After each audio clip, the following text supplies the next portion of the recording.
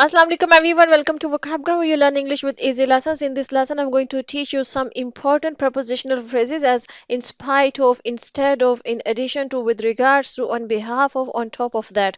और इसके अलावा और भी हैं. ये बहुत important prepositional phrases हैं. इनका समझना, जानना, इनका इस्तेमाल, ये सब जानना बहुत important है. ना सिर्फ आपकी spoken English के लिए, बल्कि आप अगर किसी एग्जाम की प्रिपरेशन कर रहे हैं तो उसके लिए भी बहुत इंपॉर्टेंट है बिकॉज ये फॉर्मल राइटिंग में फ्रीक्वेंटली इस्तेमाल होने वाली फ्रेजेस हैं. ठीक है, तो आज के लेसन में हम इनको पढ़ेंगे, इनको समझेंगे, इनका मतलब समझेंगे और इनका इस्तेमाल समझेंगे कि how to use them. Okay, तो चलें जी शुरू करते हैं. जैसे कि ये पहली हमारी प्रपोजिशनल फ्रेज है, वो है इन स्पाइट ऑफ.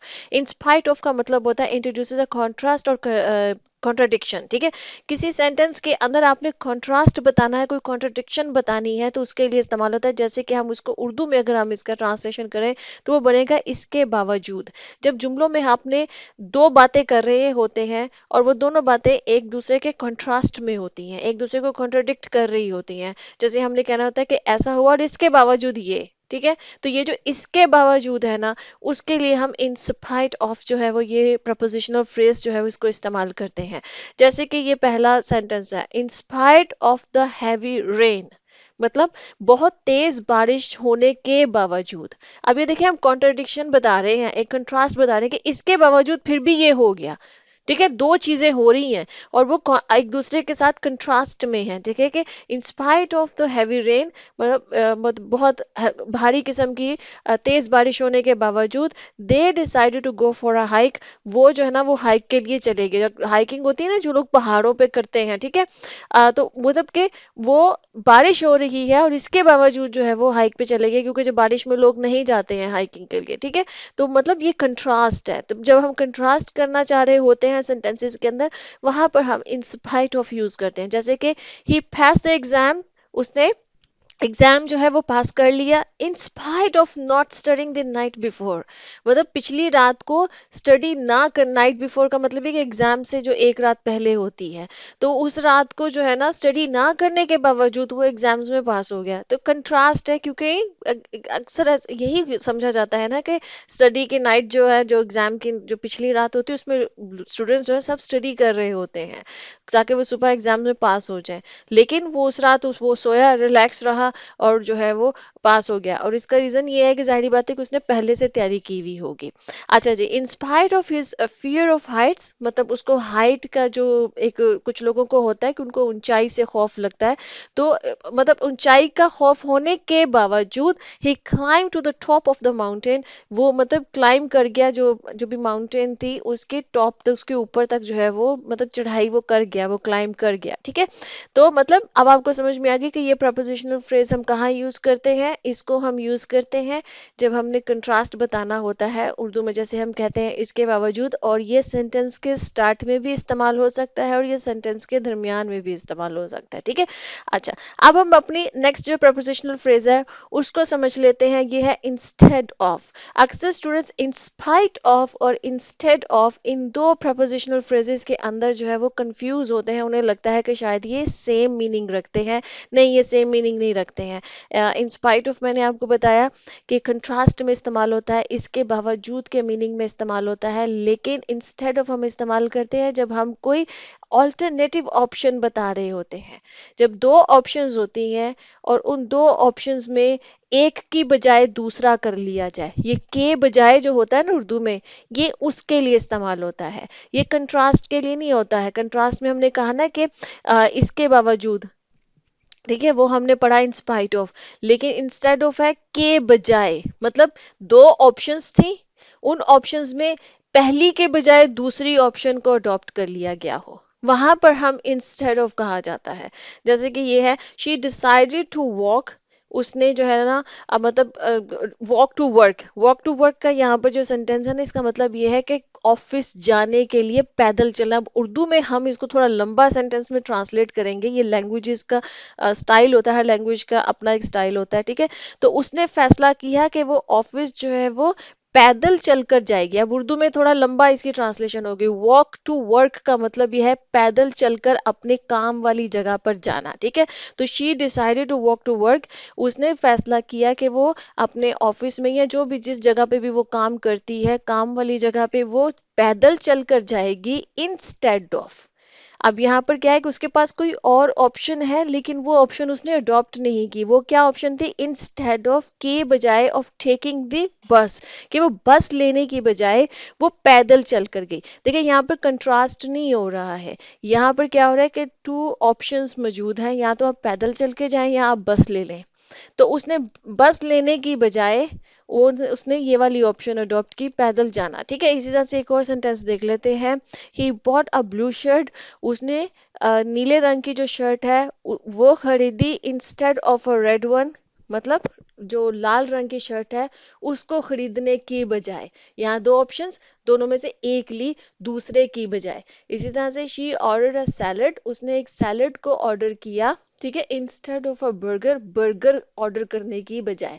ऑप्शंस दो थी, तो दो में से जो उसने उसके बजाय ये किया। आई होप कि अब इंस्टेड ऑफ और इंस्पाइट ऑफ जो ये दो प्रपोजिशनल फ्रेजेस हैं इनमें आपको डिफरेंस समझ में आ गया होगा। अब आ जाते हैं in addition to. In addition to जो हमारी प्रपोजिशनल फ्रेज है वो हम यूज करते हैं जब हमने कोई एक फर्दर इंफॉर्मेशन जो है ना वो मतलब किसी सेंटेंस के अंदर बतानी होती है कि ये हुआ और इसके अलावा ये भी हुआ। के अलावा के मीनिंग में जब हम के अलावा बोलते हैं ना, वहां पर हम जो पहली बात हम कर रहे होते हैं उसमें एक एडिशनल इंफॉर्मेशन हम प्रोवाइड कर रहे होते हैं, एक इजाफी जो मालूमात है वो हम दे रहे होते हैं। जैसे कि in addition to studying for her exams, मतलब अपने एग्जाम की तैयारी के अलावा, मतलब एक काम हो रहा है, वो क्या हो रहा है? एग्जाम की तैयारी हो रही है, और उसके अलावा एक एडिशनल और भी कुछ हो रहा है, ठीक है। वो क्या हो रहा है? She also worked part time at a cafe, कि वो कैफे में पार्ट टाइम जॉब भी करती रही है, ठीक है, काम करती रही है। ठीक, तो मतलब के अलावा का मीनिंग होता है जब एक काम हो रहा है और उसके साथ साथ कुछ और भी हो रहा है उसके एडिशन में, ठीक है। इसी तरह से जैसे ये सेंटेंस है, in addition to the cake, cake के अलावा they served ice cream and cookies at the party, कि पार्टी में उन्होंने आइसक्रीम भी सर्व की, कुकीज भी सर्व की, या कोई और चीजें भी हो सकता है, ठीक है, पेस्ट्रीज वगैरह भी सर्व की, ठीक। तो इन एडिशन मतलब उसके अलावा अजाफी चीजें जो थी। इसी तरह से जैसे in addition to his salary, अपनी सैलरी के अलावा ही received a bonus for his outstanding performance, कि उसको बोनस भी मिला उसकी अच्छी परफॉर्मेंस की वजह से, ठीक है। अब सैलरी तो मिलती है, अब इसके एडिशन में उसको जो क्या मिला? बोनस मिला, इसके अलावा, मतलब एक एडिशनल इंफॉर्मेशन, एक एडिशनल चीज, एक अजाफी चीज उसको मिली, ठीक। अब बाकी आपको ये भी आई होप क्लियर हो गया होगा। नेक्स्ट हमारी प्रपोजिशनल फ्रेज है वो है ऑन टॉप ऑफ दैट। ये भी बहुत कॉमनली इस्तेमाल होती है। On top of that spoken English में तो फ्रीक्वेंटली इस्तेमाल होती है ये वाली जो फ्रेज है। और इसका मतलब ये होता है जब हमने कहना होता है किसी एक सिचुएशन या कंडीशन के अंदर कोई, देखिए in addition to and on top of that ये थोड़ा सा कंफ्यूज करते हैं। इन एडिशन टू हम यूज करते हैं जब हमने कहना होता है कि एक चीज हो रही है और उसके अलावा एक और चीज हो रही है। लेकिन ऑन टॉप ऑफ दैट जो है ना, ये यूज किया जाता है जब हम ये कहते हैं और उसके ऊपर। अब यहाँ पर भी एडिशनल बात ही हो रही है, लेकिन ये नेगेटिव सिचुएशंस में इस्तेमाल होने वाली फ्रेज है। और जब आप देखें ना उर्दू में हम कहते हैं ये हो रहा था और उसके ऊपर ये भी हो गया। अब आपको समझ में आई कि जब हम उर्दू में इस्तेमाल, सेंस वही होती है इंग्लिश में भी, मतलब हम नेगेटिव सिचुएशन के अंदर इसको इस्तेमाल करते हैं जब हम कह रहे होते हैं कि एक तो मसला चल रहा था कि अब ये यूज होता है किसी सिचुएशन के अंदर। सिचुएशंस को जब हम बयान कर रहे होते हैं, कुछ कुछ हालातों वाकयात को बयान कर रहे होते हैं ना, तो वहां पर हम कहते होते हैं कि ऑन टॉप ऑफ दैट, कि ये तो हो रहा था और उसके उसके ऊपर देखो ये भी हो गया।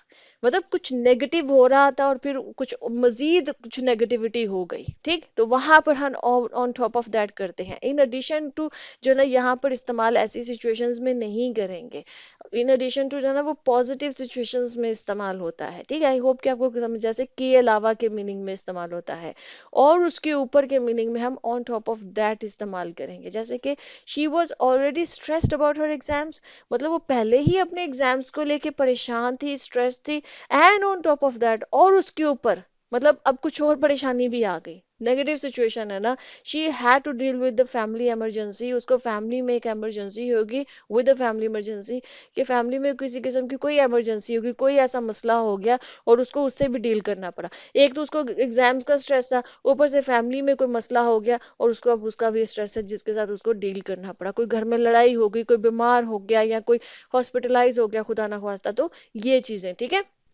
अब इसी तरह से जैसे कि they were already running running late, वो पहले ही उन्हें देर हो रही थी, ऑन टॉप ऑफ दैट, और उसके ऊपर दे गो स्टक इन ट्रैफिक, कि ट्रैफिक में स्टक हो गए। मतलब पहले ही आप किसी चीज के लिए कहीं पहुंचना था, वहां पर आप लेट हो रहे हैं और ऊपर से आपको ट्रैफिक में भी स्टक होना पड़ गया। ट्रैफिक भी जो थी वो काफी हैवी किस्म की ट्रैफिक थी, ठीक है। तो ये है ऑन टॉप ऑफ दैट, और उसके ऊपर ये नेगेटिव सिचुएशन में इस्तेमाल होकर ये भी हो यही रहा है कि कुछ एडिशनल चीज हो रही है, ठीक है। एक चीज तो चल रही है, उसकी एडिशनल चल रही है, लेकिन ये सिचुएशंस को एक्सप्लेन करने के लिए, और वो भी नेगेटिव सिचुएशंस को।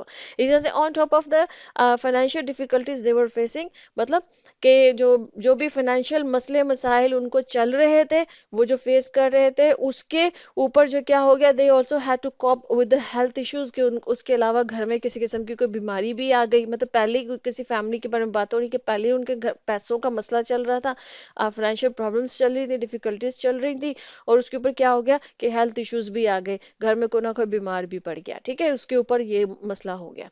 तो on top of that I hope कि आपको ये भी क्लियर होगी। आप नेक्स्ट फ्रेज पे आ जाते हैं, इन फ्रंट ऑफ। ये बहुत ईजी है, ये बहुत कॉमनली इस्तेमाल होती है, राइटिंग में भी इस्तेमाल होती है और ये स्पोकन इंग्लिश में भी इस्तेमाल होती है। और इसका मतलब ये होता है जब आपने कहना होता है उसके सामने, मतलब एक चीज है और उस मेरे घर के सामने, in front of my house, shop के सामने, in front of the shop, ठीक है। तो घर के सामने, in front of my house, ठीक। तो मतलब किसी ऑब्जेक्ट के सामने, ठीक है, उसके मीनिंग में हम इन फ्रंट ऑफ इस्तेमाल करते हैं। जैसे कि शी पार्क्ड हर कार, उसने अपनी कार जो है वो पार्क की in front of the house, घर के सामने उसने अपनी जो है ना, मतलब घर अब है उसके सामने उसने अपनी कार पार्क की, making it easy to unload groceries, कि ताकि वो इजी हो जाए अनलोड। ग्रोसरीज करके है ना, ग्रोसरीज जो हम घर ग्रोसरीज करते हैं, हम घर का जो सामान लेकर आते हैं, ठीक। तो घर का सामान तो उसे अनलोड करना, मतलब गाड़ी में से निकालना जो है उसके लिए इजी हो जाए। इसी तरह the restaurant is located in front of the park, जो रेस्टोरेंट है वो एक पार्क के सामने लोकेटेड है, मतलब वाकया है, ठीक है, कि उसकी लोकेशन बताई जा रही है, वो एक पार्क के सामने जो क्योंकि वाकया है। तो क्या हो रहा है, ऑफरिंग का सीनिक व्यू फॉर डाइनर्स, कि जो डाइनर्स वहां पर खाना खाने, डाइनर्स कहते हैं जो खाना खाने के लिए लोग आते हैं, ठीक है। तो उनका जो ना फिर क्या होता है, क्योंकि पार्क के सामने वो रेस्टोरेंट है, तो जो भी डाइनर्स वहां पर जो भी लोग खाना खाने के लिए आते हैं, तो उन्हें बड़ा एक सीनिक किस्म का व्यू, मतलब बड़ा अच्छा खूबसूरत व्यू उन्हें देखने को मिलता है, ठीक। अच्छा जी, नेक्स्ट हमारे पास फ्रेज है वो है जी विद रिगार्ड टू। ये भी इंपॉर्टेंट है, राइटिंग में बहुत इस्तेमाल होती है, फॉर्मल राइटिंग में बहुत इस्तेमाल होती है ये फ्रेज। वो क्या है, is used to introduce a topic or subject under consideration. with regard to जो है ना, ये हम इस्तेमाल करते हैं जब एक टॉपिक चल रहा होता है, उसी के बारे में कुछ और बात करनी होती है, तो फिर उसके लिए कहा जाता है विद रिगार्ड टू। मतलब इस बात के हवाले से जब हम बोलते हैं, एक बात चल रही है, एक टॉपिक जो है वो अंडर कंसिडरेशन है, उसके बारे में बात, और उसी के बारे में कुछ और मजीद बात करनी है। जैसे अभी आपको सेंटेंस में समझ में आएगी, जैसे कि with regard to your question about the schedule, मतलब आपने जो स्केड्यूल के बारे में, मतलब जो भी किसी भी चीज़ का कोई स्केड्यूल है उसके बारे में जो आपने पूछा है, उसके हवाले से, मतलब एक स्केड्यूल के हवाले से बात चल रही है और उसके हवाले से कुछ अब मजीद बात जो ना बतानी है। वो क्या है, the meeting will be held at 10 AM tomorrow, कि जो मीटिंग है वो कल सुबह 10 बजे होगी, ठीक है। उसने क्वेश्चन किया, दो के हवाले से जो हम बोलते हैं ना वहां पर है। और ये जो विद रिगार्ड टू है ना, ये मतलब ऑफिस वगैरह में भी बहुत इस्तेमाल होती है, क्योंकि फॉर्मल जो कन्वर्सेशन होती है और जो फॉर्मल राइटिंग होती है वहां पर ये फ्रेज इस्तेमाल होती है, प्रपोजिशन फ्रेज, ठीक है।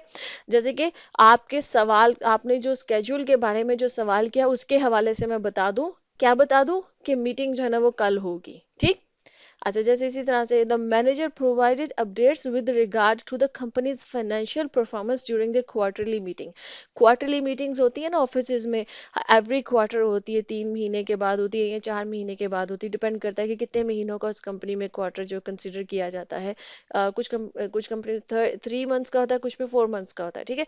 तो मतलब 3 महीने के क्वार्टरली जो मीटिंग हो रही है, उसके बारे में, जो कंपनी की जो फाइनेंशियल परफॉर्मेंस है, तो मैनेजर ने उस जो मीटिंग थी उसके अंदर अपडेट्स प्रोवाइड की। मतलब कुछ चीज़ें उसने नई बातें बताई। अपडेट्स होता है कि जो भी नई हैपनिंग्स हुई हैं, तो जो भी नई चीज़ें हुई हैं with regard to the company's financial performance, मतलब कंपनी की जो भी फाइनेंशियल परफॉर्मेंस पिछले क्वार्टर में रही है उसके हवाले से जो नई अपडेट्स हुई हैं वो उसने प्रोवाइड की हैं। ठीक है, आई होप कि आपको विद रिगार्ड टू जो है वो समझ में आ गया है। नेक्स्ट हमारे पास है वो है जी on behalf of. On behalf of भी फॉर्मल, जो वैसे ये सारी जो है ना ये फॉर्मल है, ये जो मतलब प्रपोजिशनल फ्रेजेस, लेकिन कुछ स्पोकन इंग्लिश में भी इस्तेमाल होती हैं। जैसे ऑन बिहाफ ऑफ जो है ये यूज किया जाता है जब एक इंसान जो है ना किसी दूसरे इंसान की जानिब से या की ओर से, ठीक है, कुछ लोग की ओर से इस्तेमाल करते हैं उर्दू में या हिंदी में, और जैसे हम उर्दू स्पीकिंग हम की जानिब से जो ना वो इस्तेमाल करते हैं, कि एक इंसान अपनी कंपनी की जानिब से on behalf of my company, या किसी अपने मैनेजर की जानिब से, मतलब उसकी जानिब से आकर कोई और किस्म की एक्टिविटी परफॉर्म करे तो उसको ऑन बिहाफ ऑफ कहा जाता है। कोई कॉन्ट्रैक्ट साइन करना, कोई मीटिंग को अटेंड कर, जैसे मैनेजर जो है वो समटाइम्स मीटिंग अटेंड नहीं कर सकता है तो वो अपने किसी सबॉर्डिनेट को भेज देता है। अब वो सबॉर्डिनेट जो है वो अपने मैनेजर के बिहाफ पे, on behalf of his manager, वो मीटिंग को अटेंड कर रहा है। ठीक है, फिर वो नोट्स बना लेगा और जाकर अपने मैनेजर को या अपने बॉस को बता देगा कभी मीटिंग में ये बातें डिस्कस हुई हैं। ठीक है, तो ऑन बिहाफ ऑफ का मतलब ये होता है कि किसी दूसरे की जानिब से आप कोई और काम कर रहे हैं। जैसे कि सेंटेंस है he sign the contract on behalf of his elderly mother, मतलब उसने कॉन्ट्रैक्ट को साइन किया अपनी एल्डरली मदर, मतलब अपनी जो बूढ़ी माँ है उसकी जानिब से, क्योंकि वो नहीं आ सकती थी, who was unable to attend the meeting, वो चूंकि मीटिंग अटेंड नहीं कर सकती थी, उसकी मदर जो थी, क्योंकि वो बीमार होंगी, बूढ़ी हैं वो। ठीक, तो फिर वो अपनी माँ की जानिब से आया, उनके बिहाफ पे उसने जो है वो वहां पर मीटिंग में जो कॉन्ट्रैक्ट था उसको साइन किया। इसी तरह से शी एक्सेप्टेड द अवार्ड, उसने अवार्ड को एक्सेप्ट किया on behalf of her team, अपनी टीम के बिहाफ पर जो है ना उसने जाकर और जो है वो मतलब एक्सेप्ट किया, मतलब वो पूरी टीम, अब पूरी टीम तो जाकर वो अवार्ड एक्सेप्ट नहीं कर सकती, 12-13 जितने भी खिलाड़ी होते हैं। ठीक है, तो वो एक इंसान जाता है। इसी तरह देखें ना जब क्रिकेट मैचेस होते हैं तो जो कैप्टन होता है वो जाके ट्रॉफी रिसीव करता है अपनी टीम के बिहाफ पे, पूरी टीम तो नहीं रिसीव करती है ना ऊपर जाके। ठीक है, तो thanking everyone for their hard work, और सबको उसने फिर थैंक्स किया, शुक्रिया अदा किया जो भी उन्होंने हार्ड वर्क किया था। नेक्स्ट हमारे पास prepositional फ्रेज है वो है जी for the sake of. For the sake of हम इस्तेमाल करते हैं जब हमने कहना होता है कि के वास्ते, मतलब आप किसी किसी भी चीज या किसी इंसान की खातिर भी कह सकते हैं और के वास्ते भी कह सकते हैं कि इसकी खातिर मैंने ये किया, तो फॉर द सेक ऑफ हम वहां पर इस्तेमाल करते हैं। जैसे किसका सेंटेंस है, ही sacrificed his own ambitions for the sake of his children's future, कि उसने अपना ambitions जो थे पेरेंट्स करते हैं, ठीक है, अपने ambitions जो होते हैं, जो भी उनकी अपनी ख्वाहिशात होती हैं, जो वो जिंदगी में करना चाह रहे होते हैं, कुछ गोल्स होते हैं, कुछ भी ambitions होते हैं, वो जो कुछ करना चाह रहे होते हैं वो उसको कुर्बान कर देते हैं अपने बच्चों के फ्यूचर की खातिर या फ्यूचर के वास्ते। ठीक है, तो किसी के खातिर।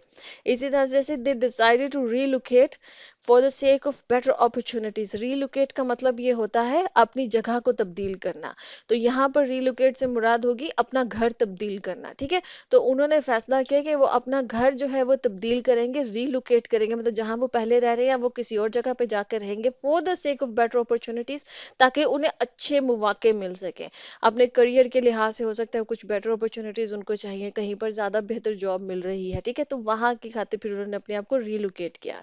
इस तरह से शी अपोलोजाइज्ड, उसने माफी मांगी for the sake of maintaining their friendship, ताकि वो मतलब अपनी जो दोस्ती है उस दोस्ती को मेंटेन करने की खातिर जो है उसके वास्ते उसके लिए उसने जो है ना उसने माफी मांगी। ठीक है, तो आई होप कि आपको ये सारी प्रपोजिशनल फ्रेजेस जो है वो समझ में आ गई होंगी, और आप कोई और आपके जहन में कॉन्सेप्ट्स हैं जो आप जानना चाहते हैं आप मेरे से पूछ सकते हैं कमेंट सेक्शन में। और अगर आपको इस लेसन की पीडीएफ चाहिए, सॉरी मैं इसको आगाज में बताना भूल गई, तो उसकी पीडीएफ जो है आपको उसका लिंक नीचे डिस्क्रिप्शन में मिल जाएगा, वहां से आप पीडीएफ भी डाउनलोड कर सकते हैं। ओके जी, अल्लाह हाफिज।